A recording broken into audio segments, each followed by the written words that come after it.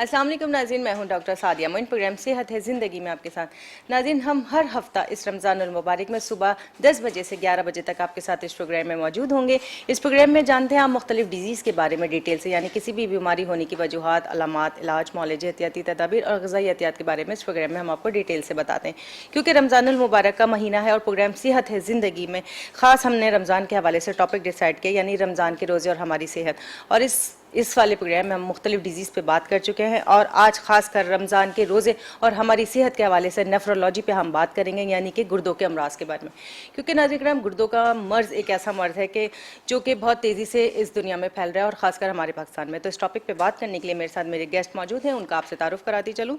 मेरे साथ मौजूद है नेफ्रोलॉजिस्ट डॉक्टर खुर्रम दानियाल, और इसके साथ साथ doctor Khurram Daniyal Karachi institute of kidney disease के डायरेक्टर हैं और आप 18 डिफरेंट डायलिसिस सेंटर को हेड करते हैं। और इसके साथ साथ ये बात ज़रूर बताना चाहूँगी, ये तमाम डायलिसिस सेंटर में फ्री ऑफ कॉस्ट इलाज होता है, उनको करते हैं। खुशामदीद। अस्सलाम वालेकुम डॉक्टर साहब। वालेकुम अस्सलाम। क्या हाल है, खैरियत से? नाज़रीन, गुर्दों का जो अमराज के बारे में हम आज बात कर रहे हैं। किडनी यानी गुर्दे हमारे जिस्म में परवरदिगार आलम ने एक ऐसा ऑर्गन बनाया है जो पेयर की शेप में मौजूद है, और ये हमारे पेट के दोनों अतराफ यानी कमर की तरफ लेफ़्ट और राइट लगे होते हैं, और ये बीन्स की शक्ल में है। और इसका काम हमारे जिस्म में मौजूद यानी हमारे खून में जब टॉक्सिस या पानी की मिकदार बढ़ जाती है तो यूरिन के थ्रू उसको एक्सक्रीट आउट करते हैं। और इस किडनीज़ का क्या काम है, किडनीज़ क्यों ख़राब हो जाते हैं, कौन कौन सी बीमारियां हो जाती हैं और कौन सी बीमारियां क्योर होती हैं और कौन सी नहीं, इन सब बातों के बारे में आज जानेंगे डॉक्टर खुर्रम दानियाल से। और ख़ासकर आज रमज़ानुल मुबारक के हवाले से भी जानेंगे कि अगर गुर्दों के मरीज़ किसी भी हवाले से वो मरीज़ है तो वो रोज़ा रख सकता है यानी, और रमज़ानुल मुबारक के हवाले से पूरी डिटेल जानेंगे। जी डॉक्टर साहब, मुझे सबसे पहले तो आप ये बताइए कि आज हम गुर्दों के अमराज पे बात कर रहे हैं, तो ये किडनी जो है, ये किडनी है क्या और इसका फंक्शन क्या है? अल्लाह की दी हुई बहुत बड़ी नेमत है गुर्दे। जैसा आपने बताया कि गुर्दे जिस्म में मौजूद फाजिल मादों को खारिज करने का एक बेहतरीन रास्ता है। इसके अलावा गुर्दे जिस्म में पानी की मकदार को तयन करते हैं और इजाफी पानी को जिस्म से खारिज कर देते हैं। गुर्दे ब्लड प्रेशर को कंट्रोल करते हैं, गुर्दों की वजह से खून बनता है, गुर्दे कैल्शियम, फास्फोरस, विटामिन डी के मेटाबॉलिज्म को रेगुलेट करते हैं। तो इस तरह के बेइंतहा काम है जो अल्लाह ताला गुर्दों के ज़रिए लेता है। अब सवाल ये पैदा होता है कि अगर गुर्दे मुतासिर हो जाएँ तो क्या होगा। यकीनन इंसानी सेहत पे इसका बहुत मुज़िर असरात पड़ते हैं और गुर्दे की कमज़ोरी की जो वाज़ेह अलामतें हैं वो सामने आना शुरू हो जाती हैं, जिसके अंदर खून की कमी होना, चेहरे पे यानी कि आँखों के गिर्द या जिस्म पे सूजन का आना, पेशाब में झाग आते हैं, पेशाब में खून आना शुरू हो जाता है। इसके अलावा सांस का फूलना, पेशेंट अननेसेसरी के चलते चलते सांस फूलने लगती है, लेटने से सांस फूलने लगती है, उल्टी मतली खाना, भूख ना लगना, ये सारी चीज़ें ऐसी होती हैं कि जो गुर्दे के अमराज में सामने आने लगती हैं।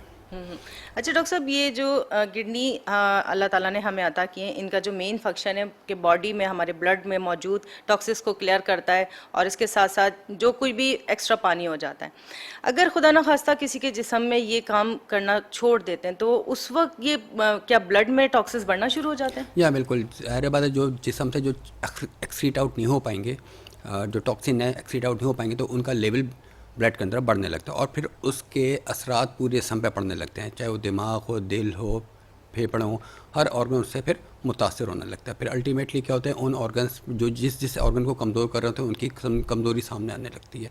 पेशेंट अनकॉन्शियस, ड्राउजी होने लगता है, रेस्टलेस, एजिटेटेड, बहुत सारी चीज़ें होती हैं जो कि पेशेंट उसके साथ प्रेजेंट करना शुरू कर देता है। नाज़रीन, जिस तरीके से डॉक्टर साहब ने हमें बताया कि किडनी क्या फंक्शन सर अंजाम देते हैं, और सबसे बड़ी बात क्या है कि ये हमारे जिस्म में ब्लड में मौजूद केमिकल्स और ख़ासकर पोटेशियम, सोडियम और मैग्नीशियम की मिकदार को भी कंट्रोल रखते हैं, यानी कि मुतवाज़न मिकदार में रखते हैं। और इसके साथ साथ ये ऐसे हार्मोन रिलीज़ करते हैं जो कि हमारे ब्लड का प्रेशर कंट्रोल करते हैं, यानी कि बीपी को हाई या लो होने से बचाते हैं। तो इस सूरत में भी हमारे किडनीज़ को सही होना ज़रूरी है ताकि हमारी सेहत बरकरार रहे।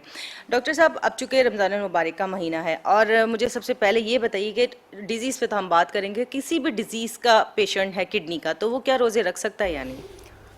देखिए, बिल्कुल सही आपने कहा कि रोज़े रख सकता है, यकीनन रोज़े रख सकता है अगर वो थोड़ी सी हिम्मत करे और अपनी दवाओं को एडजस्ट कर ले प्रॉपरली।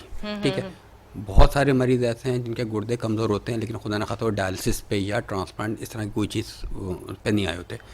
अगर उनकी दवाएं, पहली बात है कि जितने भी किडनी पेशेंट होते हैं उनके अंदर बहुत सारी खाने पीने की रिस्ट्रिक्शंस ऑलरेडी चल रही होती हैं। ठीक है, वो गोश्त नहीं खा सकते, वो नमक का इस्तेमाल कम करते हैं, उनका फल फ्रूट वो भी बहुत कम कर दिए जाते हैं।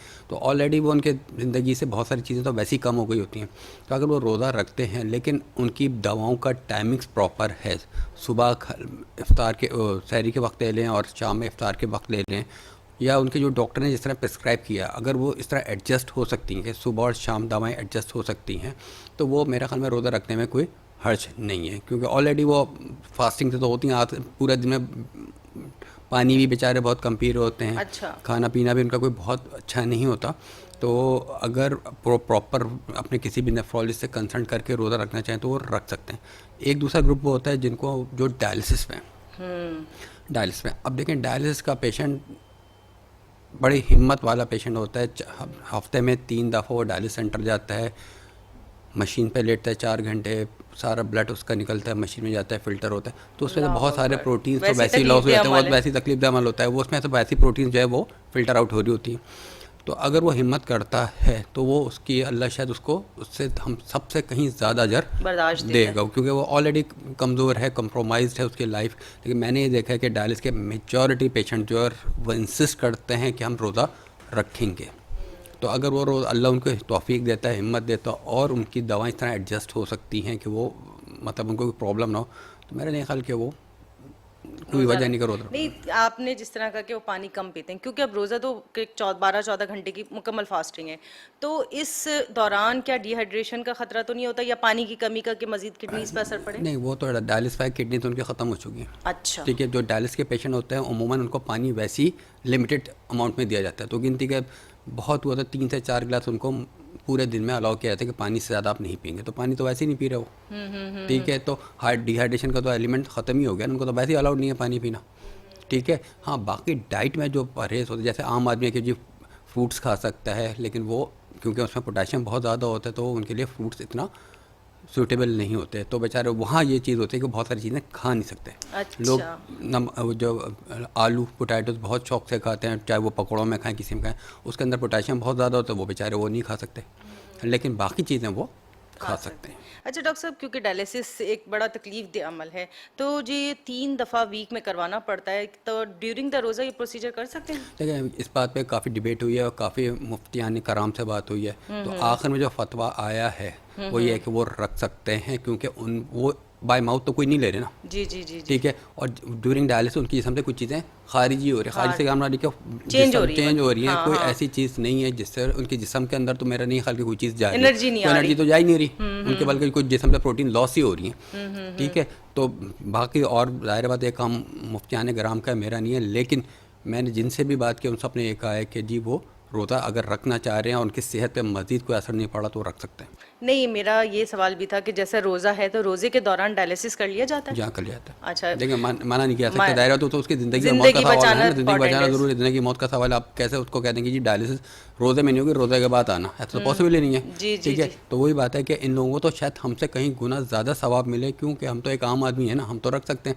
वो बेचारे एक तो डायलिसिस करवाने आ रहे हैं 4 घंटे की, दूसरी जिस्म से बहुत सारे प्रोटीन लॉस हो रहे हैं, उनकी और कमज़ोरी बढ़ रही है, तीसरा खाना पीने की रिस्ट्रिक्शंस है। उसके बावजूद अगर वो हिम्मत करें तो मेरा ख्याल में अल्लाह ही उनको अजर देगा। वैसे डॉक्टर साहब, एक आम इंसान ये सोचे कि देखें, हम नॉर्मली तो कुछ घंटे तो फास्टिंग पे रह सकते हैं, लेकिन रोज़ा रखे बगैर इतना लंबा हम भूखे नहीं रह सकते। ये तो मेरे ख्याल से चाहे वो मरीज़ है या सेहतमंद अफराद है, अल्लाह की मदद के बगैर तो शायद रोज़ा कोई नहीं रख सकता।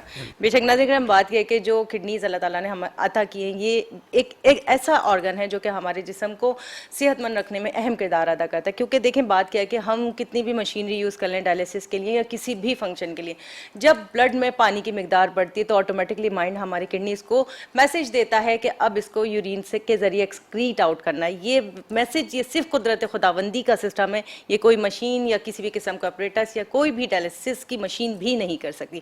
तो जो अल्लाह ताला ने हमें किडनीज अता किए हैं, इनकी हिफाजत कीजिए, क्योंकि इनका कोई नेमुल बदल नहीं है। डॉक्टर साहब, मुझे आप ये बताइए कि जैसे अक्सर आपने ये भी बताया मुझे कि किडनीज अगर ख़राब हो भी गए, अगर दोनों में से एक किडनी ख़राब है तो क्या एक किडनी पे फंक्शन सही चल सकता है? या बिल्कुल, एक किडनी के ख़राब होने से कोई फ़र्क नहीं पड़ता। शायद पहले भी बात हुई थी कि बहुत सारे लोग ऐसे हैं जिनकी पैदाइशी एक गुर्दा होता है, पूरी ज़िंदगी गुजारते हैं, बड़े सेहतमंद गुजारते हैं। वो इसी तरह जिसका ट्रांसप्लांट होता है, तो जिससे गुर्दा लेते हैं उसके पास तो एक ही बचता है ना, जी जी वो भी जी। पूरी ज़िंदगी गुजारता है। और जिसको लगाया जाता है उसको भी एक ही लगाया जाता है, दो गुर्दे उसका ख़त्म हो चुके होते हैं। तो एक गुर्दा अल्लाह मैंने इसमें उतनी सलाहियत रखी है कि वो बड़े आराम से पूरी ज़िंदगी बगैर काम कर किसी सकते तकलीफ के हैं। गुजार सके। अच्छा डॉक्टर साहब, जब ट्रांसप्लांट की बात की, क्या फैमिली डोनर ही होना मस्ट है या किसी का भी लिया जा सकता देखिए, है? आइडियली जो है पाकिस्तान के कानून के हिसाब से तो फैमिली डोनर होना चाहिए, ठीक है। हाँ, ये है कि एक टर्म यूज़ होती है दुनिया में, कैडावरिक ट्रांसप्लांट। कैडावरिक ट्रांसप्लांट क्या होता है? उसमें ये होता है कि जो आदमी ब्रेन डेथ हो गई हो, किसी अगर रोड ट्रैफिक एक्सीडेंट हुआ और उसकी ब्रेन डेथ हो गई, लेकिन उसके बाकी ऑर्गन सही सही काम हैं, कर रहे हैं। तो वो ऑर्गन निकाल के दूसरे के जिस्म में लगा दिए जाएँ, अच्छा। ठीक है। तो इसी तरह आंखें भी हो सकती हैं, जिगर हो सकता है, लंग्स हो सकते हैं, हार्ट हो सकता है, किडनीज हो सकती हैं। तो मतलब है कि हमारे लोगों में भी इतना शऊर नहीं है। वो ज़ाहिर बात है, जब वो बात आ जाती है कि आदमी मारा तो नहीं है ना, लोग कहते हैं कि आपके कैसे गुर्दा निकाल लेंगे उनके, हालांकि ब्रेन डेथ हो चुकी है, मेडिकल पॉइंट ऑफ व्यू से वो एक तरह खत्म से है। ख़त्म हो चुका है। तो जी अगर जी। उसके ऑर्गन दूसरे लोगों में लगा दिए जाएं तो वो वहाँ पे नॉर्मल काम करते हैं। अच्छा। लेकिन अब वो हमारे यहाँ लोग अभी मेंटली इस पे तैयार नहीं है। हालांकि पूरी दुनिया में, चाहे सऊदी अरब हो, मिस्र हो, दुनिया के अमेरिका हो, दुनिया का कोई भी मुल्क हो, सब में ये काम हो रहा है और बड़े तरीके से हो रहा है। किसी को कोई ऑब्जेक्शन नहीं है, लेकिन शायद हम अभी उस लेवल पे पहुँचे नहीं। अच्छा, वैसे डॉक्टर साहब, ट्रांसप्लांट करने के बाद एहतियाती तदाबीर मजीद क्या होती हैं जो कि रिस्क पे भी जा सकता है पेशेंट और क्योर भी हो सकता है? देखिए, ट्रांसप्लांट जो है ना, वो ट्रांसप्लांट करना सिर्फ एक चैप्टर है, पूरी बुक नहीं है। वो चैप्टर क्या हुआ कि आपका ट्रांसप्लांट हो गया, अब उसके बाद भी आपको बहुत सारी चीज़ें, बहुत सारे परहेज़, मुस्तकिल मेडिसिन खाना होती है, मुस्तकिल आपके टेस्ट होते हैं। ऐसा नहीं है कि ट्रांसप्लांट हो गया और बस ख़त्म, बस आप कुछ नहीं करना। नहीं, आपको मंथली बेसिस पे आप जो है वो उसके टेस्ट करवाने होते हैं, आपको डेली बेसिस पे ठीक ठाक मेडिसिन खाना पड़ती है। उसकी भी कॉस्ट अच्छा। अच्छी खासी होती है। मत समझे कि 15,000, 2,000, 5,000 की मेडिसिन नहीं, ये भी अच्छा। हज़ारों में जाती है, 50,000, 60,000, पर 70,000 तक। मंथ? जी, पर मंथ ये इसका अल्लाह खर्चा अकबर। बहुत होता है, एक्सपेंस बहुत होता है। तो लोग ये समझते हैं ट्रांसप्लांट हो गया अब तो कुछ नहीं होगा। नहीं, ऐसा कुछ नहीं होता। ट्रांसप्लांट जिम्मेदारी के बढ़ रही बाद है भी उल्टा। होता है, और शुरू का एक साल इंतहाई मुश्किल होता है। मुश्किल इसलिए होता है कि जितना उसमें रिजेक्शन कम होगा, जितनी उसमें इन्फेक्शन कम होगा, उतनी आपका जो गुर्दा है वो उसकी लाइफ बढ़ेगी। अगर अच्छा। विद इन 6 मंथ्स आपको 2 या 3 दफ़ा किसी को जो ट्रांसप्लांट उसमें रिजेक्शन हुआ है, तो ये समझ लें कि वो ज़्यादा अरसे गुर्दा चल नहीं पाएगा। तो उसमें भी आपको बहुत केयर करना पड़ती है। शायद डायलिसिस से ज़्यादा 1 साल तक आपने ट्रांसप्लांट, पोस्ट ट्रांसप्लांट केयर करना पड़ती है। हाँ, जैसे जैसे टाइम गुजरता रहता है, जो दवाएं होती हैं उनकी क्वांटिटी कम कम हो होने जाती लगती है। इसी तरह अच्छा। जो परहेज़ होता है वो कम होने लगता है, वो फिर लॉन्ग टर्म आपका ज़्यादा बेहतर होता है। ज़्यादा बेहतर है। हम जिस तरीके से डॉक्टर साहब ने हमें ये बताया कि किडनी का अगर कोई मर्ज हो जाता है, खासकर अल्लाह ना करे किडनी फंक्शन ख़त्म कर देता है, तो पेशेंट डायलिसिस पे आ जाता है। और डायलिसिस एक ऐसा अमल है जो कि बहुत ज़्यादा कॉस्टली भी होता है, तकलीफ दे भी होता है और एहतियात वाला भी होता है। लिहाजा परवरदिगार आलम ने जो हमें ये गुर्दे अता किए, इनकी हिफाजत कीजिए, शुगर से बचाइए अपने आप को, ब्लड प्रेशर से बचाइए या ऐसी ग़िज़ाओं से बचाइए जो कि हमारी किडनी की सेहत को नुकसान करते हैं। डॉक्टर साहब, आप मुझे ये बताइए कि किडनीज़ पे शुगर का सबसे कितना असर पड़ता है? देखिए, आप शुगर दुनिया भर में, सिर्फ पाकिस्तान में, दुनिया भर में number 1 cause of the renal failure diabetes है। अच्छा। या जिसमें भी आप किसी भी डायलिसिस सेंटर में चले जाएं, किसी से पूछें, अगर वहाँ पे 100 पेशेंट लेटे हैं तो 70-75 पेशेंट ऐसे होंगे उनको डायबिटीज़ होगी, शुगर होगी। अच्छा। उसके बाद ब्लड प्रेशर का नंबर आता है। तीसरा जो पाकिस्तान में देखा गया है वो पेन किलर्स, जो पेन किलर्स हम बहुत खाते हैं, चनों की तरह खाते हैं, ठीक है, जिसके अंदर जो उनसे मल्टी नेशनल है या नेशनल है, जो भी फार्मास्यूटिकल कंपनीज है, एक एक कंपनी 10-10 नाम से पेन किलर्स बना रही है और लोग बड़े शौक से खाते हैं। महंगी कंपनी की महंगी नाम बहुत, वाली ज़्यादा जो अच्छा भी काम नाम है, करेगी। जो भी है, और एक वक्त में एक नहीं खाते, दो खाते हैं, ठीक है, वो पेन किलर। अच्छा, अक्सर खवातीन को देखा बैग में रखी होती है पेन किलर का स्ट्रिप। अब क्या मतलब सबसे आसान, सबसे अच्छी जो पेन किलर जो दुनिया में कंसिडर की जाती है वो पैरासीटामोल जाती है। हम पैरासीटामोल को लिफ्ट ही नहीं कराते। वो हम समझते हैं कि पैरासीटामोल जो है ना, बस हमने जो है ना सर में दर्द होगा तो खाएंगे, बाकी की बस सारी दर्दों के लिए हालांकि दूसरी दवाई। पैरासीटामोल दुनिया में नंबर 1 एनाल्जेसिक के तौर पे यूज़ होती है, लेकिन हम उसको कंसिडर ही नहीं करते। और कोई किसी को प्रिस्क्राइब कर दें तो बड़ा अजीब सा देखते हैं। तो हमें भी पता है, तो आपको पता है, लेकिन वो आपकी सेहत के लिए ज़रूरी ना। मुस्तकिल पेन किलर ख़वातीन में अमूमन 40-50 साल के बाद जो हड्डियों में कमज़ोरी आती है, वो इतनी पेन किलर्स खाती हैं, इतनी पेन किलर्स खाती हैं कि वो हड्डियाँ तो शायद सही हो ना हो, लेकिन उनके गुर्दे ख़त्म हो जाते हैं। बिल्कुल, वाकई में ख्याल करने की जरूरत है। नाज़रीन, डॉक्टर ने हमें जिस तरीके से आज बताया कि हमें गुर्दों की हिफाजत कैसे करनी है, डॉक्टर खुर्रम दानियाल इसके साथ साथ इस बात पे बहुत ज़ोर दे रहे हैं कि हमें पेन किलर से अवॉइड करना चाहिए, क्योंकि ये हमारे गुर्दे ख़राब करने की एक तीसरी वजह है। पहला ब्लड प्रेशर, शुगर, और फिर तीसरी वजह पेन किलर से। इसे अवॉइड कीजिए और अपने गुर्दों की सेहत का ख्याल रखिए। प्रोग्राम सेहत ज़िंदगी में एक ब्रेक है, मिलते हैं छोटे से से ब्रेक के बाद। वेलकम बैक नाज़रीन, हम आपके साथ मौजूद है प्रोग्राम सेहत है ज़िंदगी में। और चूँकि रमज़ान मुबारक का महीना चल रहा है और हमारी कोशिश है कि हम आपको उन डिज़ीज़ के हवाले से अवेयर करें जिसमें आप रोज़ा रख सकते हैं या नहीं। और बाज़ औक़ात ऐसा होता है कि हम दीन के हवाले से भी बहुत सारी बातें जानना चाहते हैं, तो इस हवाले से भी हमारे मुख्तलिफ प्रोग्राम में मुख्तलिफ मुफ्ती अकराम आते हैं जो कि आपको बताते हैं कि हम किस तरीके से अपने रोज़े को मुकम्मल कर सकते हैं। आप भी डॉक्टर साहब ने जिस तरह मुझे बताया कि डायलिसिस एक ऐसा अमल है जो कि बहुत तकलीफ देह है और इसके साथ साथ बहुत महंगा इलाज भी है। अब डॉक्टर खुर्रम दानियाल से इस बारे में ये जानते हैं कि डायलिसिस के मरीज को ज़िंदगी कैसे गुजारनी चाहिए। डॉक्टर साहब, ज़िंदगी एक तो वो कैसे गुजारे, उसका फैमिली का क्या किरदार है, वो जॉब कर सकता है यानी, इस हवाले से थोड़ा बताइए। बाकी आपने सही कहा कि डायलिसिस इंतहाई महंगा इलाज है। अगर एक एवरेज डायलिसिस सेंटर में, मतलब बहुत बड़े सेंटरों की बात नहीं कर रहा, कराची में जो एवरेज डायलिसिस सेंटर है वहाँ पे अगर हम कॉस्ट निकालें तो पर डायलिसिस कॉस्ट 6000 पड़ती है। अच्छा। 6000 एक डायलिसिस पे, हफ्ते में 3 दफ़ा करानी है। 18-20 हज़ार तो लग गए। 18,000 एक हफ्ते के। एक हफ्ते के जी। अच्छा। महीने के उसको कम से कम 10 से 12 डायलिस करवानी है। अल्लाह अगर 12 अकबर। डायलिस करवानी है 6,000 रुपये के हिसाब से 70-72 हज़ार रुपये सिर्फ मशीन पे लेटने के। ठीक है, फिर उसकी मेडिसिन अलग चलेंगी, आने जाने के ट्रांसपोर्टेशन उसका अलग है, महीने के टेस्ट उसके अलग हैं, डॉक्टर को दिखाना है उसके चार्जेस अलग हैं, अगर एडमिट हो गया तो उसके चार्जेस अलग हैं। तो मिनिमम चार्ज जो बहुत ही मिनिमम हॉस्पिटल की बात अगर हम करें, जो एवरेज आती है कम से कम 1 से सवा लाख रुपए आती है एक महीने का। अब आप सोच लें कि इतना खर्चा तो एक आम आदमी तो सोच ही नहीं सकता। डॉक्टर साहब, कमाने की जरिया नहीं होता तो इतना क्या। आजकल तो। अब दूसरी बात ये होती है कि जब मेन आदमी जो कमा रहा था वही बीमार पड़ गया तो कहाँ से खर्चा पूरा होगा। अल्लाह अकबर। ठीक है, अब बेचारा ज़ाहिर बात है तो चैरिटेबल इदारों में ही जाता है। गवर्नमेंट के सेटअप्स इस काबिल नहीं है कि वहाँ पे कुछ जाए, तो ज़ाहिर बात है चैरिटेबल इदारे जो भी हैं वही इन डायलिसिस सेंटर्स को ऑन किए हुए हैं, वही चला रहे हैं। अब लोग आ जाते हैं कि ठीक है जी, एक आदमी मेन आदमी अगर या जो भी था आदमी इफेक्ट हो गया, वो तो काम हमने ये कॉन्सिडर कर लिया वो काम नहीं कर सकता। हालांकि ऐसी कोई बात नहीं है। अच्छा। अगर उसकी अच्छी डायलिस हो रही है तो पूरी जॉब कर सकता है। अब आप मसला सारा ये आता है, एक आदमी जो हफ्ते में 3 दफ़ा डायलिस करवा रहे हैं 4 घंटे की, 1 घंटा आने जाने के 6 घंटे तो उसके डायलिस सेंटर में लग गए, तो उसको जॉब कौन देगा? जॉब कौन देगा? मसला सारे होते हैं जो जॉब कर भी रहे होते हैं, दिन की टाइमिंग्स में इस करवाने होते हैं ना, जो भी नाइट में भी होते हैं, लेकिन ज़्यादा चैरिटेबल सेंटर दिन में होते हैं। दिन में होते। ठीक है, अगर नाइट में होते तो बहुत अच्छी बात है, लेकिन हर एक के लिए फिजिबल नहीं होता। तो अब आप हफ्ते में 3 दिन तो आप डायलिस सेंटर में लेटे हुए, तो जॉब कहाँ से मिलेगी? जो जॉब कर रहे होते हैं उनको भी लोग जॉब से फारिग कर देते हैं। ठीक है, अब दूसरी बात जो है, अगर उसकी कोई जॉब चली, अगर उसका अपने कोई कारोबार है, कोई दुकान है या कोई शॉप है, घर वाले उसको करने नहीं देते काम। वो समझते हैं बस अब खत्म, इनको साइड में काम करने से और थोड़ा चलने फिरने से सेहत अच्छी होती है इंसान की। अच्छी भी होती है, दूसरा है कि मेंटली थोड़ा सा रिलैक्स होता है। अब वो घर में बैठा रहता है, सारे उसको आके मतलब एक रहम की नज़र से देख रहे होते हैं कि यार तो बीमार है, शायद कल मर जाए परसों मर जाए, ऐसा कुछ नहीं होता। एवरेज डायलिसिस जो अगर आप बहुत अच्छी अगर हो रही है तो 8-8 साल 10-10 साल 15 साल इवन के 20 साल मैंने लोगों को देखे जिनकी डायलिसिस हुई है और बिल्कुल नॉर्मल है। सिर्फ ये होता है कि फैमिली उनको सपोर्ट करे।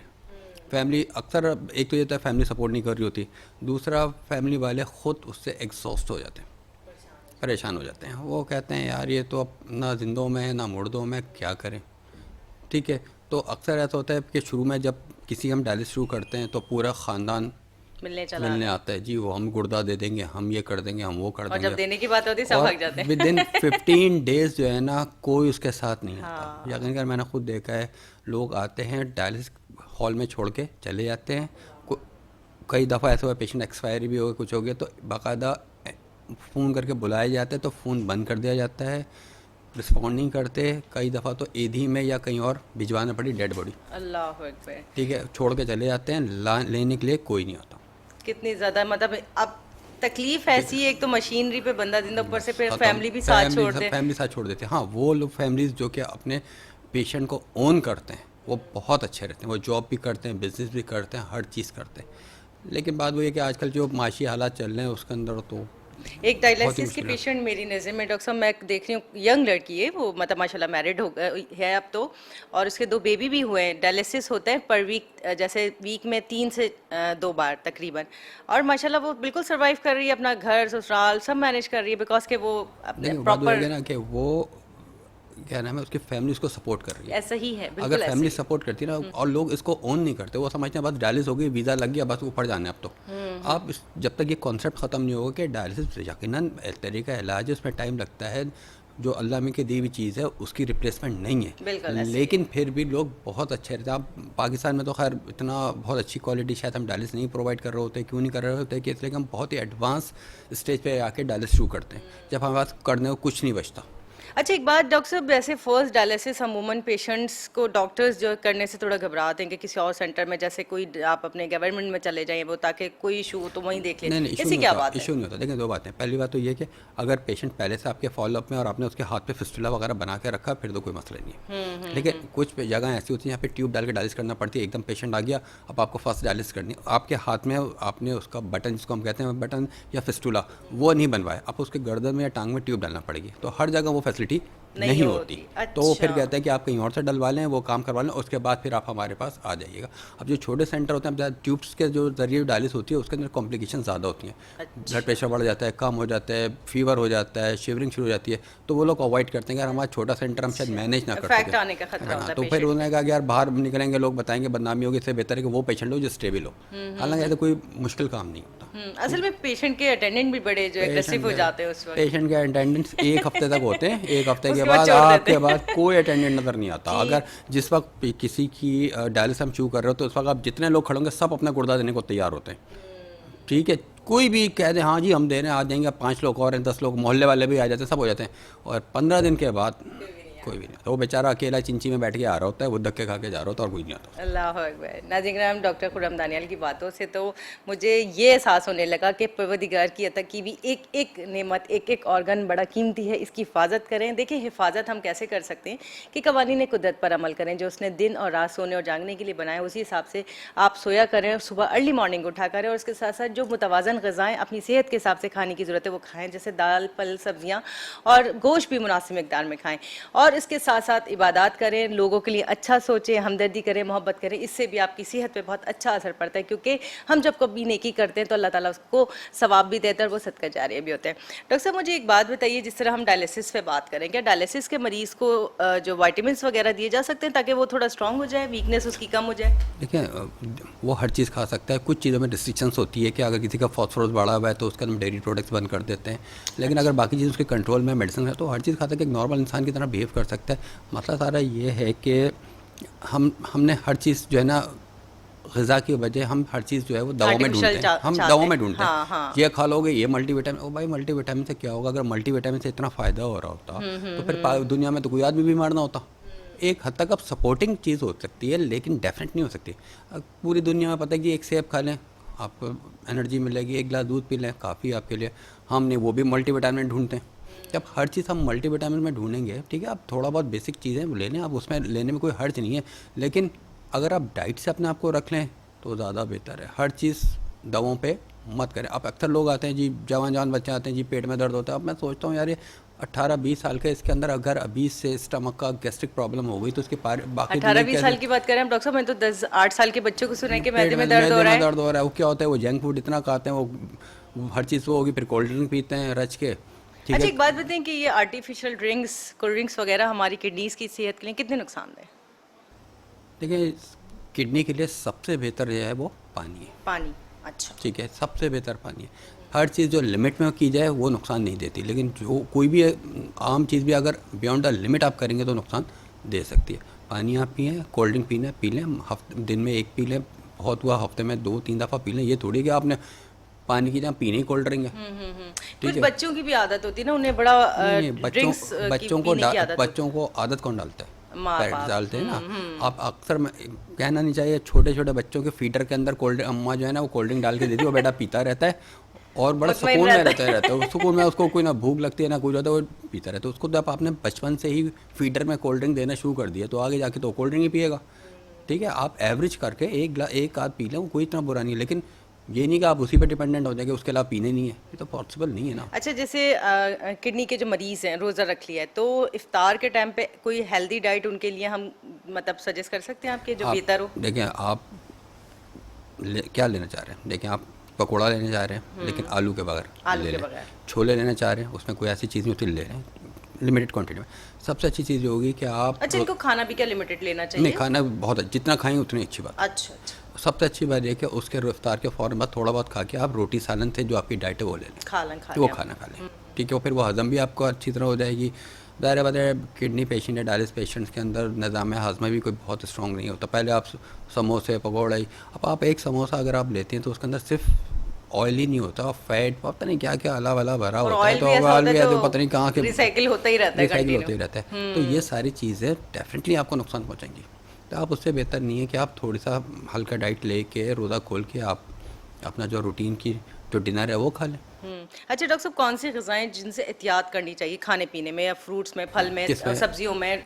किडनी के पेशेंट को जैसे अमूमन कहते हैं पालक ना खाएं, नुकसान देगा, इस टाइप की देखिए ये सारी चीज़ें, देखिए बहुत सारी चीज़ें रेगुलर भी बता सकते हैं आप? देखें, एक इसमें हम 2-3 ग्रुप में डिवाइड करते हैं। एक वो पेशेंट जिनको पथरी होती है, ठीक है, अच्छा, पथरी सही। पथरी वाला पेशेंट के लिए ये कहा जाता है कि आप गोश्त का इस्तेमाल कम करेंगे, नमक कम खाएंगे और पानी का इस्तेमाल ज़्यादा करेंगे। 3 चीज़ें हमेशा रखिएगा। गोश्त कम खाना, मैं बंद करने को नहीं कह रहा कि ज़िंदगी भर गोश्त कम, अगर आप 6 दिन खा रहे हैं तो 3 दिन खाएं, अच्छा, ठीक है। नमक छड़क के नहीं खाएंगे, एवरेज नमक लें, वो तो सबके लिए ही सबके लिए नुकसान नुकसानदेह होता है। और तीसरी बात, पानी का इस्तेमाल ज़्यादा। ये 3 चीज़ें हैं जो हर पथरी की बहुत सारी किस्में होती हैं, लेकिन हर पथरी जो बनती है उन 3 चीज़ों के होने से बनती है। अच्छा, ठीक है, तो गोश्त का इस्तेमाल आप कम कर दें, नमक कम खाएं, पानी ज़्यादा पिएं, पथरी नहीं बनेगी, ठीक है। दूसरी कैटेगरी कौन सी आती है? वो जो कि गुर्दे कमज़ोर हैं लेकिन डायलिसिस पे नहीं है वो, अच्छा, ठीक है, उनकी हम रिस्ट्रिक्शन ज़्यादा बताते हैं, अच्छा, ठीक है। उसके अंदर क्या होता है कि कोई ऐसा फल जिसके अंदर पोटाशियम बहुत ज़्यादा होता है वो नहीं लेंगे, अच्छा। ठीक है। गोश्त का इस्तेमाल उनका हम बहुत लिमिट कर देते हैं, ठीक है। केले में पोटेशियम ज़्यादा होता है? हर फल में तकरीबन पोटाशियम ज़्यादा होता है। आम, केला, कीनू, अच्छा। खजूर, अनार, इन सब के अंदर बहुत ठीक ठाक पोटाशियम होता है। तो अगर आपको लेना है तो बहुत लिमिटेड क्वांटिटी। अब हमारे मसले होते हैं, हम फ्रूट चाट बना के खाते हैं, ठीक है, हर फल काट के डाल देते, सारे मिक्स करके जो उसका पोटाशियम बम बन जाता है। अब वो जब वो लेंगे तो पोटाशियम तो बहुत हाई लेवल पे जाएगा, जी। तो वो नुकसान देता है। अगर आपने लेने सेब ले लें, सेब में निस्बतन कम पोटाशियम होता है लेकिन कम नहीं होता, ठीक है। अच्छा डॉक्टर साहब, जिस तरीके से चलेंगे तो हम किडनी डिजीज़ के हवाले से बात कर रहे हैं कि पानी की मिकदार नॉर्मली भी अगर जो बंदे हैं उनको अपनी जैसे सेहतमंद बंदा है, उसे कोई मसला नहीं है, ना शुगर ना ब्लड प्रेशर या ये दोनों चीज़ें भी, तो पानी की मिकदार रोज़े में के बाद कितनी लेनी चाहिए ताकि किडनी सेफ रहे, उन्हें पानी मिलता रहे? इस हवाले से देखिए, अब वही बात हो गई कि हर आदमी की अपनी अलग नीड है अपनी, रिक्वायरमेंट है, जैसे आप अपनी बताते रिक्वायरमेंट है, ठीक है। तो एवरेज पानी आपको इतना पीना है कि पेशाब का रंग सफ़ेद हो जाए, सफ़ेद हो जाए, ठीक है। अब ज़ाहिर बात है सुबह 9 बजे जो सहरी के बाद जो पेशाब आएगा वो तो वाइट आएगा बिल्कुल, सही। उसके बाद सेकंड भी शायद वाइट है, लेकिन उसके बाद एक या तो आएगा नहीं, और अगर आएगा भी तो डार्क येलो होगा, ये नेचुरल होगा, क्योंकि आपके जिस्म का पानी सारा ड्रेन आउट होगा, क्योंकि आप स्टोरेज टैंक नहीं है कि आप पानी पीते हैं स्टोर होता रहेगा और फिर बाद में जितना बॉडी को जिसकी रिक्वायरमेंट थी वो सेफ होगा, बाकी एक्सीड आउट हो जाएगा, ठीक है। तो पानी को आप इतना करें जितना कि आपका पेशाब का रंग वाइट रहे। कम अज़ कम ये है कि इफ्तार से लेके सहरी या सुबह 8-9 बजे तक तो इतना आप रखें। उसके बाद तो ज़ाहिर बात है आप जिसम में जितना स्टोर होगा वही होगा, बाकी तो बाहर निकल जाएगा। तो और उसके साथ इफ्तार होते ही आप अपने हाइड्रेशन को बढ़ा दें, पानी की मिकदार का बढ़ा। अच्छा, और अच्छा जैसे अमूमन बहुत सारे लोग ऐसे होते हैं जो सोते टाइम पे पानी पी के सोते हैं। डेफिनेटली एक है कि आप 1 से 1.5 गिलास अगर आपने पानी पी लिया तो नेचुरली आपको ड्यूरिंग द स्लीपिंग उठना पड़ता है। तो क्या ये बेहतर है किडनी की सेहत के लिए या नहीं पीना चाहिए? लेकिन अगर आप एक नॉर्मल बंदे के साथ एवरेज टाइम जो है रात अगर आप 10 बजे से लेकर सुबह 6 बजे तक लगाएं, ठीक है, 8 घंटे हो जाएंगे। 8 घंटे में अगर आपके इस समय पानी नहीं जाता तो सुबह क्या होगा, वो पेशेंट जो को जिनको जो रिस्क पे हैं, जिनके पथरी बन चुकी है, बनती रहती है, तो उनमें चांसेस बढ़ जाएंगे। अच्छा, क्या तो आप सोते वक्त पानी पी लें, क्या बुरी बात है। हाँ, अगर रात को एक दफ़ा उठना भी पड़ा है वॉशरूम जाने के लिए तो क्या बुरी बात है, उठ के एक दफ़ा और पानी पी लें। क्योंकि अमूमन मैं जब रिसर्च पढ़ रही होती हूँ तो कि आपने अगर ड्यूरिंग द स्लीप उठ के वॉशरूम जाना पड़ा है तो इट्स मीन कि यू आर डेंजरस, कि आप उसमें जा रहे हैं कि किडनी ये नहीं, ऐसा कुछ नहीं होता। ऐसा कुछ नहीं। प्रोस्टेट का होता है जो आफ्टर 6 ईयर सामने आता है, वो भी उस पर कि पेशाब बार बार आता है, उसके अंदर ब्लैडर पूरी तरह खाली नहीं हो पाता और आपका पेशाब रुका होता है बार बार। ये प्रोस्टेट के सिम्टम्स है, किडनी के सिम्टम्स नहीं है, सही, ठीक है। ये प्रोस्टेट के लिए हो सकता है, उसके अंदर फिर आपकी जो भी अल्ट्रासाउंड प्रोस्टेट वगैरह करा के पता चलेगा प्रोस्टेट का साइज़ का, लेकिन ये भी आफ्टर 6 ईयर्स सामने आता है, इससे पहले ये होता नहीं है, ठीक है। तो वो उसकी अलामत है, वो आप। अच्छा, ये बाज़-औक़ात यूरिन की जो प्रॉब्लम्स होती है, अमूमन कैथेटर वगैरह यूज़ किया जाता है, तो ये क्या सिर्फ यूरिनेशन के लिए होता है या किडनी फंक्शन भी डिस्टर्ब होने की वजह से? इसमें भी 2 बातें इस तरह आती है कि कुछ लोग ऐसे होते हैं जिनका पेशाब बंद हो जाता है। पेशाब कैसे बंद होता है? गुर्दे काम सही कर होते हैं, गुर्दों ने पेशाब बनाया, लेकिन पेशाब का रास्ता जो है वो आगे से बंद है, लोअर यूनिट ट्रैक ऑब्स्ट्रक्शन है। क्या हुआ, कोई पत्थर फंस गया क्या वहाँ पे, या ब्लैडर में कोई खुदा ना खाते कोई ट्यूमर है, या कोई प्रोस्टेट का मसल्स भी वीक हो जाते हैं ना, जो एक्सीट आउट नहीं कर रहे होते। प्रोस्टेट का साइज इतना बढ़ गया कि पेशाब बना तो आगे नहीं जा सका, अब वो पेशाब बंद हो गया। अब पेशाब जब बंद हो गया तो क्या होगा, पेशाब बैक फ्लो की ऐसे ऊपर चढ़ा, ठीक है, तो टेम्परेरी तौर पे किडनी का फंक्शन डिस्टर्ब हो सकता है। लेकिन जैसे ही आपने कैथेटर डाला, पेशाब रिलीज हो गया, किडनी पे जो प्रेशर पड़ता है वो रिलीज हुआ, किडनी का फंक्शन दोबारा नॉर्मल हो गया। अच्छा, इस वक्त क्या ब्लड प्रेशर भी इंक्रीज हो सकता है जब देखिए कोई भी स्ट्रेसफुल कंडीशन अगर आती है, लेकिन जब किसी भी आदमी का पेशाब बंद होता है तो यकीन करें जितनी स्ट्रेस में वो होता है कोई दूसरा नहीं होता। अल्लाह।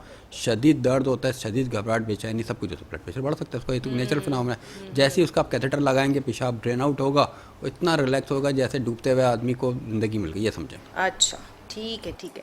नाज़रीन, जिस तरीके से डॉक्टर साहब ने हमें बताया कि किडनीज़ के हवाले से हम बहुत सारी बातें, बहुत सारी डिजीज़ को डिटेल में जान रहे हैं। एक चीज़ बात जो मैं हमेशा आपको कहती हूँ, ख़ुद भी याद रखा करें और दूसरों को भी नॉलेज दिया करें, क्योंकि ये भी बात सदका जारी है। प्रोग्राम सेहत ज़िंदगी में एक ब्रेक है, मिलते हैं छोटे से ब्रेक के बाद। वेलकम बैक नाज़रीन, हम आपके साथ मौजूद है प्रोग्राम सेहत है ज़िंदगी में और रमज़ानुल मुबारक का मुबारक माह चल रहा है और आज हमारी कोशिश है कि हम किडनी डिजीज़ के हवाले से आपको जितनी अवेयरनेस दे सकें इतनी हमारे लिए खुशी की बात है। और डॉक्टर खुर्रम दानियाल ने बहुत सारी डिजीज़ के हवाले से, यानी कि किडनी की बहुत सारी बीमारियों के हवाले से हमें डिटेल में बताया है। और इसके साथ साथ अब ये बड़ी अहम बात है, ये जानते हैं कि आखिर किडनी का फंक्शन डिस्टर्ब होता क्यों है, फेलियर की वजूहत क्या है और इसमें अलामात क्या आती हैं। जी डॉक्टर साहब। वही बात कि किडनी फेल क्यों होती है। किडनी फेल देखिए पहले बात है कि एकदम नहीं होती, ठीक है, अगर कुछ लोगों की होती भी तो टेम्परेरी तौर पे होती है, एक्यूट जिसको किडनी इंजरी कहते हैं वो, लेकिन वो रिकवर हो जाती है। आपको 10-15 साल से अनकंट्रोल शुगर है, आप रिस्क में, आपके गुर्दे कमज़ोर हो सकते हैं। आपको 10-15 साल से ब्लड प्रेशर है अनकंट्रोल, मतलब ये नहीं कि 140/90 है, इससे नहीं होता फ़र्क, लेकिन अनकंट्रोल ब्लड प्रेशर है, किडनी पे इफेक्ट पड़ेगा। आपके गुर्दों में बार बार पथरी बन रही है, अच्छा, उससे गुर्दे कमज़ोर होता है, और वही पेन किलर तो हम खाते ही खाते हैं, ठीक है। तो ये 4 चीज़ें तो हैं। इसके अलावा कुछ लोग ऐसे होते हैं इनके पेशाब में चर्बी आने लगती है, नेफ्रोटिक प्रोटीन आने लगती है, तो वो भी आहिस्ता आहिस्ता गुर्दों को कमज़ोर कर देती है, जिसको हम ग्लोमेरुलर नेफ्राइटिस कहते हैं कि पेशाब में चर्बी और खून आने लगते हैं, ठीक है। उसके बगैर कोई वजह नहीं होती, लेकिन अब एक चीज़ है वो डायग्नोस हो गई है, उसको ट्रीट किया जा सकता है। अब लोगों को पता कैसे चलेगी जी उनके गुर्दे कितने सेहतमंद हैं? जब तक गुर्दा 10% तक भी काम करता रहे, अलामत सामने नहीं आती। अच्छा, जब गुर्दे बहुत तेज़ी से कमज़ोर पड़ते हैं तो अलामतें सामने आती हैं। अब अलामत क्या होती है, अलामतें क्या होती हैं? सबसे पहले बात ये होगी, चेहरे पे पेरी ऑर्बिटल, चेहरे पे सूजन आने लगती है, अच्छा, ठीक है, और चेहरे के साथ साथ पाँव पे, पैरों पे, ठीक है, swelling आने। दूसरा क्या होता है कि सांस फूलने लगती है।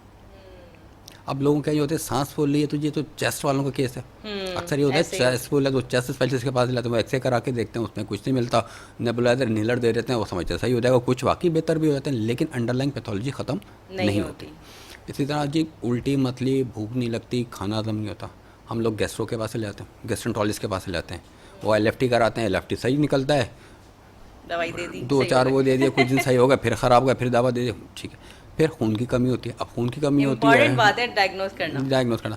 खून की कमी होती है, बहुत लोगों में होती है। अब खून की कमी के लिए हम हकीम होम्योपैथी के पास चले जाते हैं, ठीक है जी, वो पता नहीं कौन कौन सा शरबत आते हैं वो पीना शुरू कर देते हैं, लेकिन ये नहीं देखते खून की कमी क्यों हुई है, एक यंग पेशेंट में खून क्यों कम हो गया, ठीक है, वो एक हाँ यार खून की कमी है, आयरन की कमी है, आयरन के इंजेक्शन लगवा लो, आयरन की दवाएं खिला देते हैं, वजह नहीं ढूंढते, ठीक है। अलामतें होती हैं, लेकिन कुछ अलामतें ऐसी होती हैं जो मिसलीडिंग होती हैं। सांस फूल रही है, यार ये तो चेस्ट का मसला है, तब तो ये तो पेशेंट को तो वैसे ही नहीं पता होता, तो डॉक्टर ठीक है। अब बात वही होगी कि हर डॉक्टर ने उस फील्ड में काम नहीं किया होता। फिल्टर क्लिनिक होती है हमारे GPs की, हाँ, फिल्टर तो वहाँ से होता है ना पेशेंट के, वो किस तरफ लेके जा रहे हैं केस को, ठीक है। अगर वो बेसलाइन टेस्ट करवाना, अब हमारे यहाँ मसला है कि हम लोग टेस्ट करवाना इंतहाई मायूब समझते हैं, ठीक है। डॉक्टर के पास जाते हो तो पहले ही कहेगा, वो टेस्ट लिख के देगा जी, तो डॉक्टर ही सही नहीं, जब तक इंजेक्शन ना लगे, वो 2-3 इंजेक्शन लगाता है, मामला ख़त्म, सही हो गई बात।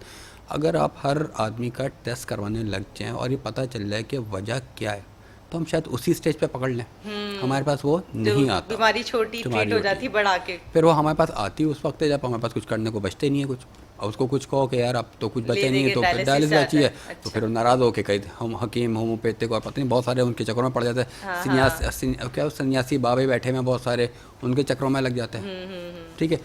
अब करना क्या होता है, सिर्फ एक पेशाब का टेस्ट और एक खून का टेस्ट, यूरिन और क्रेटिनिन टेस्ट करवा लें, आपको पता चलेगा आपका गुर्दा कितना सेहतमंद है। टोटल कॉस्ट इस पे 400 रुपये आएगी। कौन सी चीज़ इसमें बड़ी होगी तो हमें पता चलेगा रिस्क पर आ रहे हैं। हाँ, अगर आपके पेशाब यूरिन डीआर में प्रोटीन्स आना शुरू हो गए तो रिस्क हो गया। अच्छा, अगर क्रेटिनिन, अच्छा, ड्यूरिंग जैसे प्रेगनेंसी भी डिफरेंट खवातीन का मसला हो जाता है, इन्फेक्शंस भी ज़्यादा होता है खवातीन में जैसे, तो उसमें भी आने का खतरा होता है।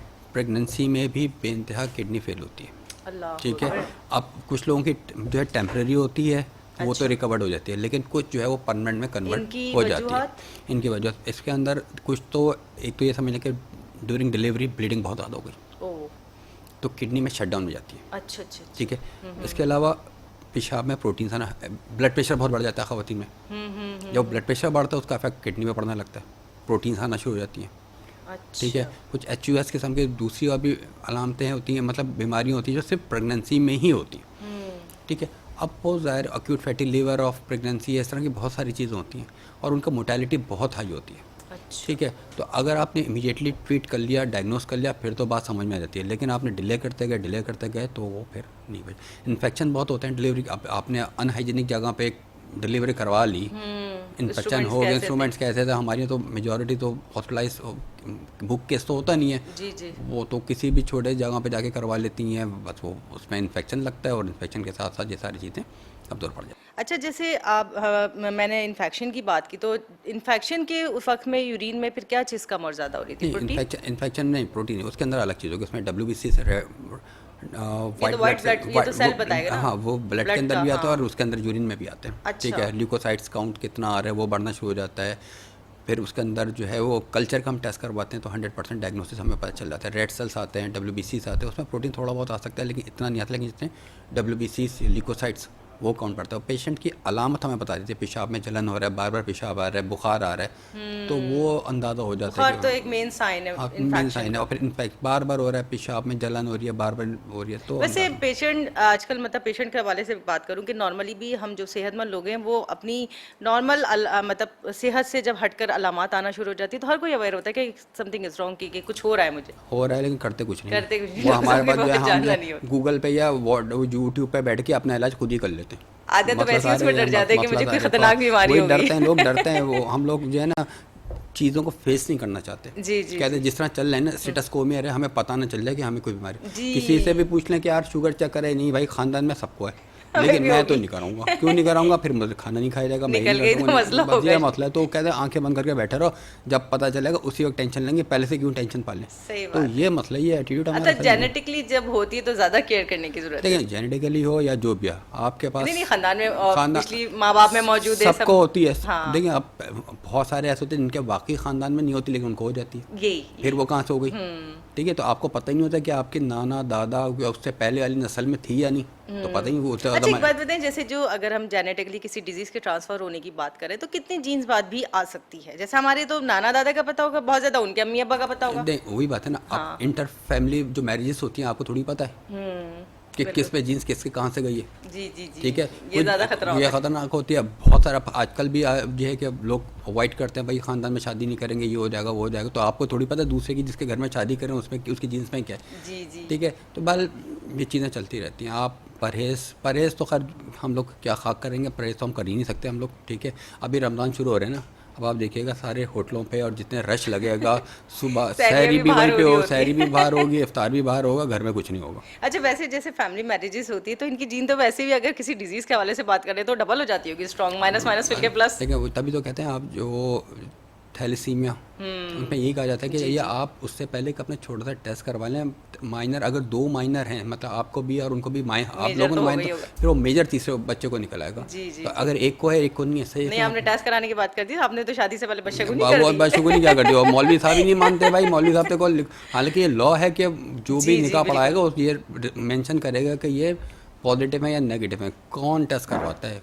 करवाते ही नहीं। अच्छा डॉक्टर साहब, जिस तरीके से आपने बात की कि प्रेगनेंसी में अमूमन बहुत सारी डिजीज़ हो जाती है ख़वातीन को, किडनीज़ का भी जो है ब्लड प्रेशर डिस्टर्ब हो जाता है या शुगर अमूमन हो ही जाती है, तो क्या औरत कहाँ कसूरवार है इसमें? क्या वो एहतियात नहीं करती है? इतना बड़ा दर्जा अल्लाह ताला उसे दे रहा होता है, माँ बन रही होती, तो किस तरीके से वो इन चीज़ों से बच सकती है?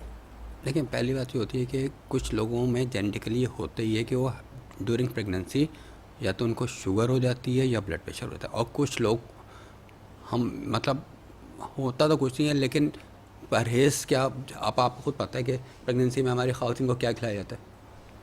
ग़िज़ाएँ ज़्यादा होती ऐसी ग़िज़ाएँ खिलाती हैं जो पहले कभी नहीं खाई जाती। हैं जी, बेबी की सेहत के लिए ज़रूरी है। एक्स्ट्रा ऑर्डनरी खाना खिलाया अम्मा जाता की है। सेहत जाए बाहर में। बात हो गई। आप वो भी देखें इसी तरह प्रेगनेंसी के बाद जो डिलीवरी के बाद जो खाने खिलाए जाते हैं, मुझे नहीं पता वो क्या क्या नाम है जी, इसके, जी, लेकिन जी। जो वो खिलाया जाता पंजीरी है वगैरह बड़ी ताकतवर वो होती है। पता नहीं उसमें कोलेस्ट्रॉल कितना आप दे रहे हो। जी जी, उसमें तो डॉक्टर साहब वो होती है, उसमें ड्राई फ्रूट्स बहुत सारे पता होते नहीं हैं क्या क्या होते हैं और भाई, इतना सूजी, सूजी चीनी। और स्पेशली असली घी मंगवा के डाला जाता है, सही कह रहा जी हूँ ना जी मैं। जी जी। तो असली घी ये कौन खाता है? ठीक है, वो टॉलरेट खातून कर ही नहीं पाती, फिर क्या होता है, प्रेगनेंसी ख़त्म होती है, उनका साइज़ जो है, डबल हो जाता वेट जो है, अगर वो पहले 70 किलो होता है तो प्रेगनेंसी के बाद 140 किलो पे आ जाती है, और फिर वो कभी रिड्यूस नहीं होता। है। अच्छा, आपने खुद देखा होगा, स्ट्रांग जो हो एक जाता दफ़ा है। जी होता जी। जाता है ना, तो वेट उनका कभी कम नहीं होता। बेचारी ज़िंदगी भर कुछ भी कर ले, उसका वेट मैंने तो कभी नहीं देखा कि किसी खातून का वेट प्रेगनेंसी में बढ़ा हो, प्रेगनेंसी के बाद कुछ अरसे के बाद नॉर्मल हो गया, बढ़ता ही जाता है, बढ़ता ही जाता है। असल में खवातीन और घर की जैसे बुजुर्ग खवातीन भी होती हैं, उनकी कोशिश होती है कि अच्छी डाइट खिलाएं, लेकिन वो बेबी की सेहत के लिए तो देखिए, ज़रूरी है, हेल्दी लेकिन डाइट माँ होना की। चाहिए ना, हेल्दी डाइट हाँ होना हाँ। चाहिए ना। इतना कोलेस्ट्रॉल कौन खिलाता है? तो डॉक्टर साहब फिर इन बीमारियों से कैसे बचेंगे उस वक्त फिर हम? नहीं नहीं, देखिए, आप एक हेल्दी डाइट लें, बैलेंस डाइट लें। बैलेंस पूरी डाइट। दुनिया में बैलेंस डाइट का कॉन्सेप्ट है, ये थोड़ी है कि कोलेस्ट्रॉल ही खा जा रहे हैं, आप हलवे ही खाए जा रहे हैं, ये कहाँ का कॉन्सेप्ट है? हेल्दी डाइट लें, सब कुछ सही रहेगा। सब। तो पूरी दुनिया में भी तो होते हैं ना, प्रेगनेंसीज, डिलीवरीज पूरी दुनिया में होती हैं, तो क्या हर जगह हलवे पराठे खाए जाते हैं क्या? यही मैं पूछना तो चाह हमारे रही ही थी। खाए जाते हैं ना, बाकी तो पूरी दुनिया में कोई कॉन्सेप्ट नहीं है। आप फल फ्रूट्स दें, बिल्कुल बहुत अच्छे फ्रूट्स दें अच्छा, आप। ये डायलिसिस की जिस तरीके से हम इलाज की बात कर रहे थे, तो क्या हमारे पाकिस्तान में ही बहुत महंगा है या वाकई में बहुत सब जगह ऐसा ही देखिए, है? दुनिया में जो है वो हेल्थ सर्विस प्रोवाइड करना गवर्नमेंट का काम होता है। तो अच्छा। वहाँ पे ज़्यादातर कंट्रीज़ के अंदर ये गवर्नमेंट ओन करती है। तो जब गवर्नमेंट ओन करती है तो उसके सिटीज़न को तो इतना महंगा नहीं पड़ता ना। जी, ये तो हमारे यहाँ तो मैंने भी कुछ होता ही नहीं है, सुना। हम तो साफ बात है, कुछ NGOs के उस पर बैठे हुए हैं कि वो स्पॉन्सर कर देती हैं तो पेशेंट की डायलिसिस हो जाती है। अदरवाइज़ बहुत कम लोग हैं तो हैं जो कि डायलिसिस खुद अफोर्ड करते अच्छा डॉक्टर साहब, डायलिसिस की जब हम बात करें तो क्या ऐसा होता है कि पेशेंट अगर प्रॉपर डायलिसिस करवा रहा है तो क्या डायलिसिस का ड्यूरेशन बढ़ता है, कुछ बेहतरी आती है हैं। उनमें? देखिए, ड्यूरेशन, देखिए जितनी अच्छी डायलिसिस, जो आपकी किडनीज हैं वो राउंड द क्लॉक काम करते हैं, अच्छा। करते हैं ना, हर वक्त 24 घंटे काम कर रहे होते जी हैं। बिल्कुल। हम डायलिसिस हफ्ते में 2 या 3 दफ़ा करते हैं, मैक्सिमम 3 दफ़ा करते हैं ना। बिल्कुल। बाकी 3 दिन तो हम कोई काम ही नहीं करते ना। तो आप खुद सोचें कि जो कुदरती चीज़ें 24 घंटे काम कर रही है, उससे हम 3 दिन काम ले रहे हैं, तो वो as compare to normal kidney तो वो नहीं हो ना, उसका कंपैरिजन है ही नहीं है। Definitely, तो उसको भी अगर आप कम करके 1 घंटे 2 घंटे कम करना चाहेंगे तो कैसे पॉसिबल है? तो जितनी ज़्यादा डायलिसिस होगी, जितनी ज़्यादा उसका ब्लड पंप मूव होगा, जितना ज़्यादा टॉक्सिन रिमूव होंगे, उतनी ही ज़्यादा आपकी सेहत बेहतर होगी, उतनी आपको भूख लगेगी, उतनी आपके बाकी ऑर्गन्स बेहतर होंगे। अच्छा, जिस तरीके से ब्लड में पानी की मिकदार बढ़ती जाती है और जब बढ़ जाती है तो वो कुदरती अमल के तहत यूरिन के थ्रू निकल जाती है, क्या जो लोग ज़्यादा पानी पीते हैं क्या उनका ब्लड ज़्यादा साफ होता है? ऐसी कुछ है? नहीं, ऐसा कुछ नहीं है। ठीक मतलब है। किडनी ज़्यादा यूरिन पास कर रहे हैं? नहीं, देखिए, इसका कोई इससे नहीं है कि पानी ज़्यादा पियो, ब्लड ज़्यादा साफ होगा तो फिर डायलिसिस वालों का कसूर, उनको भी पानी पिलाते, लेकिन उनको बेचारों को तो पेशाब ही नहीं आता। डायलिसिस के पेशेंट में पेशाब नहीं आता, आहिस्ता आहिस्ता पेशाब बंद हो जाता है, सारा काम मशीन पे होता है। एक खतरा, कभी कहते हैं हफ्ते में 2 कतरे आ जाते हैं, 3 कतरे आ जाते हैं, इससे ज़्यादा नहीं आता। तो आप खुद देखें, बेचारे जितना वो पानी पीते हैं वो तो एक्सीड आउट हो ही नहीं पाता। ठीक है, तो उनको तो मशीन के ज़रिए डायलिसिस की सफाई, वो जो टॉक्सिन है वो भी निकालना पड़ता है और पानी भी निकालना पड़ता है। और दूसरी बात, आपके क्या ज़्यादा पानी पियो ज़्यादा सफाई होगी, मतलब किडनी का फंक्शन यकीनन बेहतर रहता है। छोटे छोटे क्रिस्टल जो बन रहे होते हैं, स्टोन जो बन रहे होते हैं, वो वॉश आउट होते रहते हैं, तो किडनी का फंक्शन में कोई मुझे असर नहीं पड़ता। लेकिन कभी कभार ऐसा होता है कि दिल का, अब किसी का कार्डिक इश्यूज़ है, उसको आप ज़्यादा पानी पिला ही नहीं सकते। अच्छा, उसमें इसके ज़्यादा पानी पीने से क्या होता है? किसके? जो अगर कार्डियक इश्यूज। कार्डिक इशू है, उसका अगर हार्ट 20-25% कर रहा है तो उसके वैसी सॉइलिंग होगी, आप पानी पियेंगे और सॉइलिंग होगी, जिसमें पानी भरेगा, हार्ट को और काम करना पड़ेगा, वैसे ही वो कंप्रोमाइज है, Already उसको weak होने लगेगा। जी जी, वीक होने लगा, उस पर और प्रेशर पड़ेगा, लंग्स में पानी बार बढ़ जाएगा, पल्मोनरी एडीमा होगा, वो एक नया मसला खड़ा होगा। अच्छा, जैसे वैसे अगर किसी को कार्डियक डिजीज है तो हम क्या उसको बाज़ाहिर देखने से आइडिया कर सकते हैं कि ये पानी की ज्यादती हो रही, क्या क्या सिम्टम आएगी उस वक्त? सिम्टम उसमें ये, अच्छा, जो बेसिक सिम्टम है कि सीधा लेट नहीं पाता। अच्छा। अगर लेटा हुआ है, कार्डिक सिम्टम, कार्डिक फेलियर का। हाँ, अच्छा, कार्डिक Failure फेलियर का बात है। अच्छा, ऐसा कोई नहीं खुदा न खास्ता जिसका वो बाईपास हुआ हुआ है या कोई मतलब स्टैंड डला हुआ है, नहीं नहीं नहीं, वो एंजियोप्लास्टी, बिल्कुल एंजियोग्राफी हुई है, नॉर्मल है। लाइफ होता है वो। जब तक आप, हाँ, अगर कोई पेन होता है तो ऑल ऑफ सडन उसी वक्त होता है, उस वक्त तो सबको ही पता चलेगा चेस्ट पेन है। अदरवाइज कोई इसके अंदर नॉर्मल रूटीन, जब आपकी एंजियोग्राफी, एंजियोप्लास्टी होगी तो जो वेन्स बनती है वो तो खोल दी ना, खोल दी। अब तो आपका कार्डिक इशू ही खत्म हो गया। हाँ, लेकिन वो जी, उसको खून पतला करने की जो दवाएं होती है वो खाना पड़ेंगी, वो या ब्लड खाना प्रेशर पड़ेगा, कंट्रोल जो वो जिस तरीके से डायबिटीज का मरीज जी हाँ, खाता खाता है। है। ठीक है ठीक है, डॉक्टर साहब हमारे प्रोग्राम का इख्तिताम है और आप कुछ मैसेज देना चाहेंगे सेहत को मेंटेन रखने के हवाले से, किडनीज की, और रमज़ान में क्या एहतियात करनी, ये बताइए। बस 2 बातें हैं कि आपकी गुर्दे, आपकी ज़िंदगी आपके हाथ में। बिल्कुल। आप जितना ख्याल रखेंगे, अब देखें रमज़ान आ रहा है, रमज़ान में अल्लाह ने रोज़े फ़र्ज़ किया, पकोड़े खाना फ़र्ज़ नहीं किया कि उसको खाएंगे तो आपका सवाब ज़्यादा मिलेगा, नहीं खाएं। 1 महीना है, आप कम खा लें। कम से मुराद ये कि आप बाकी जो जिस तरह आपकी रूटीन की लंच तो खैर नहीं, डिनर होता है, वैसे ही करें आप। एक्स्ट्रा ऑर्डनरी आप समोसे पकोड़े ऑयली चीज़ें क्यों खा रहे हैं? एहतियात से एहतियात कर लें, ठीक है, वो कर लेंगे। आप एक ही महीना है रमज़ान का, उसके अंदर भी आप अगर बीमार हो गए तो फिर जो अल्लाह ताला का बंदे की सेहत के लिए मकसद है वो पूरा हम नहीं वो नहीं करते। कर पा रहे। ठीक है, ठीक है नाज़रीन किराम, जिस तरीके से आज डॉक्टर खुर्रम दानियाल ने हमें अपनी किडनीज़ की सेहत को बरकरार रखने के लिए जो टिप्स दिए हैं उन पर अमल कीजिए और अपनी गुर्दों की सेहत का खुद ख्याल रखिए। प्रोग्राम सेहत ज़िंदगी से अपनी मेज़बान डॉक्टर सादिया मोइन को इजाज़त दीजिए। अल्लाह ने चाहा ज़िंदगी रही, फिर मुलाकात होगी। अल्लाह हाफ़िज़।